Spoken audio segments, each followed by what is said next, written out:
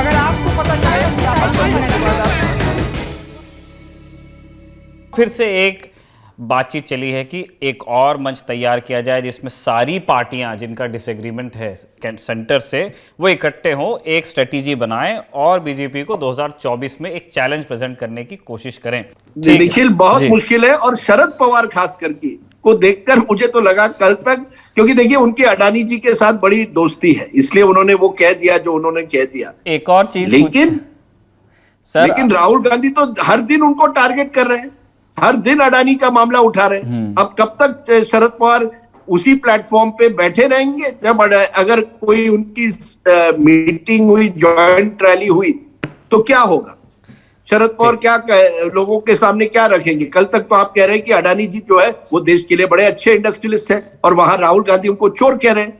अब ये कैसे आप इन सब चीजों को कैसे एक कोहेसिव नैरेटिव कैसे लाओगे लोगों के सामने? आपने एक चीज रेज की कि जो राहुल गांधी जितने अग्रेसिवली किसी एक उद्योगपति को या किसी एक इशू को, चाहे वो सावरकर हो सकता है, अडानी हो सकता है, वो जितने पैशनेटली एक चीज को, एक लाइन को टो करना चाहते हैं, बाकी हो सकता है कि जो ऑपोजिशन में उनके अलाइज हैं वो उतना नहीं भी करना चाहते हैं। उसमें एक उदाहरण आपने शरद पवार का दे दिया कि उन्होंने एक सेंटर लाइन पकड़ी, एक चीज उन्होंने अडानी के बारे में बोल दी, फिर उन्होंने ये भी कहा कि अच्छा बाकी लोग जेपी से चाहते हैं तो मैं उसके भी खिलाफ नहीं हूं। एक दूसरा नाम भी है ममता बनर्जी। हम देख रहे हैं कि उनकी पार्टी की एक सांसद है महुआ मोइत्रा, वो ट्वीट करती हैं डेली या एक दिन छोड़ के करती हैं, लेकिन ममता बनर्जी ने खुद, जो कि पार्टी की अध्यक्षा हैं, उन्होंने अडानी के खिलाफ कोई बहुत स्ट्रांग स्टांस लिया नहीं है। जबकि ममता बनर्जी जाने जाती हैं अपने बहुत ही डायरेक्ट, मतलब बुलसाय वाले स्टेटमेंट्स देने के लिए। तो इसको आप कैसे देखते हैं? देखिए, शरद पवार और गौतम अडानी पुराने दोस्त हैं 90 के दशक से। गौतम अडानी शरद पवार को तब मिले तब वो नरेंद्र मोदी के साथ उनकी कोई दोस्ती नहीं थी। नरेंद्र मोदी के साथ दोस्ती तब बनी 2001 के बाद, जब मोदी जी वहां मुख्यमंत्री बनते हैं।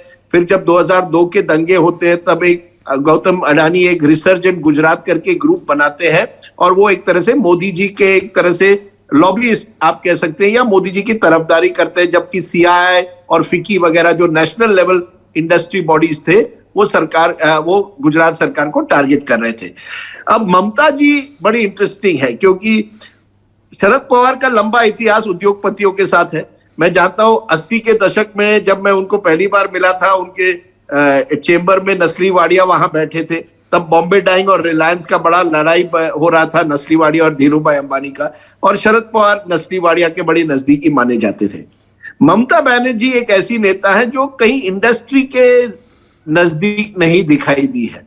उनकी तो लड़ाई वहां लेफ्ट के साथ हुआ करती थी इतने सालों से, लेकिन कोई इंडस्ट्रियलिस्ट ने उनको बैक किया या उन्होंने किसी इंडस्ट्रियलिस्ट के साथ अपनी एक तरह से राजनीतिक जो छवि है उनको आइडेंटिफाई किया, ऐसा कोई इंडस्ट्रियलिस्ट नहीं है। तो जब ममता बनर्जी ने कुछ साल पहले इन्वेस्ट बंगाल, ये जो समिट हर राज्य अब करता है एक दूसरे से कंपीट करने के लिए, तब उन्होंने न्योता गौतम अडानी को दिया और गौतम अडानी जी गए। लेकिन उसके पहले जब उनकी एक प्राइवेट मीटिंग हुई तब पता चलता है गौतम अडानी जी ने ममता जी से कहा, हाँ मैं जरूर बंगाल आना चाहता हूं, आपके पोर्ट्स में इन्वेस्ट करूंगा, मैं बिल्कुल तैयार हूं, लेकिन एक शर्त पे कि मैडम मुझे ये मोदी जी और आपके बीच में जो लड़ाई है उसमें मत लाइए।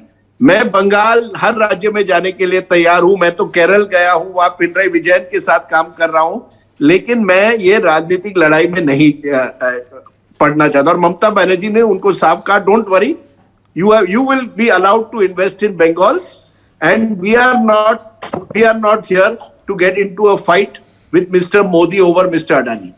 बड़ी इंटरेस्टिंग बात इस वजह से है कि आज आप देखिए तृणमूल कांग्रेस भी जेपीसी की मांग नहीं कर रहा, सुप्रीम कोर्ट मॉनिटर्ड इंक्वायरी। हाँ, महुआ मोइत्रा जो उनकी एमपी है लगातार अडानी जी को एक तरह से टारगेट कर रही है, खास करके ट्विटर पर और अन्य फोरम्स पर, पार्लियामेंट में भी। लेकिन ममता बनर्जी ने कहीं गौतम अडानी जी को इस तरह से directly day to day target नहीं किया है जिस तरह से राहुल गांधी कर रहे हैं। सो इट्स इंटरेस्टिंग कि ममता बनर्जी भी एक तरह से जान गई है कि अपने राज्य के हित के लिए हमें इन उद्योगपतियों के साथ कहीं ना कहीं उनको इन्वेस्ट करने के लिए वहां लुभाना पड़ेगा। आई थिंक ममता बनर्जी ने अडानी इश्यू पे जो स्टैंड लिया है बहुत अच्छा है। देखिए, दो जुबानों में पॉलिटिकल पार्टीज बोलती हैं। बीजेपी ने हमेशा यही किया है, कांग्रेस भी करने लगी है। वैसे ही अगर महुआ हमला कर रही है तो एक सांसद का सवाल पूछना जायज है। उसी तरह से ममता बनर्जी अगर एज चीफ मिनिस्टर नहीं कर रही हैं, क्योंकि वहां इन्वेस्टमेंट है। ममता बनर्जी ने देखा है कि अगर एक स्ट्रॉन्ग एंटी बिजनेस स्टैंड लिया जाए, जैसे कि हम कहते हैं ना 4 लेटर डर्टी वर्ड, वैसे बिजनेस को 8 लेटर डर्टी वर्ड नहीं बनाना पड़ेगा। शरद जी जो बात कह रहे हैं, शरद पवार जी, कुछ मामलों में शरद जी के बायसेस हो सकते हैं, मगर इस बात में लॉजिक है कि आप कॉर्पोरेट वेंचर्स को, बिजनेसेस को, जो कि लाखों को एम्प्लॉयमेंट देते हैं, इकोनॉमी की जो अच्छी तबीयत हम कहते हैं वो कॉर्पोरेट से आती है। रोज सरकार उनको कह रही है साहब बाहर निकलिए।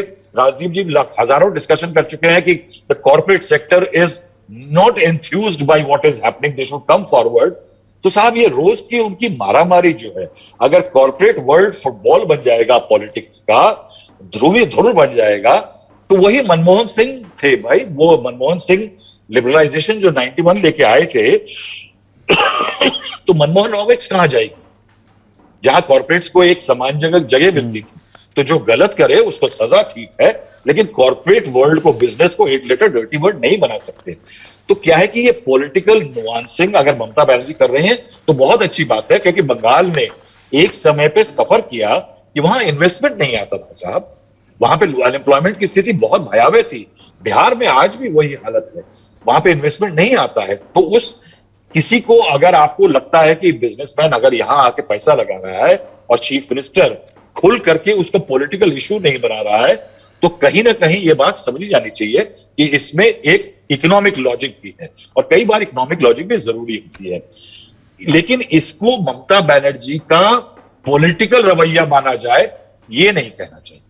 ये नहीं कहेंगे क्योंकि she may be creating a distinct between politics and business, मगर ऐसा नहीं है कि वो नरेंद्र मोदी पे या बीजेपी पे हमला छोड़ देंगी। ममता बनर्जी ने दिखा दिया है कि वो बहुत अपने इलाके में एक बहुत सक्षम फाइटर,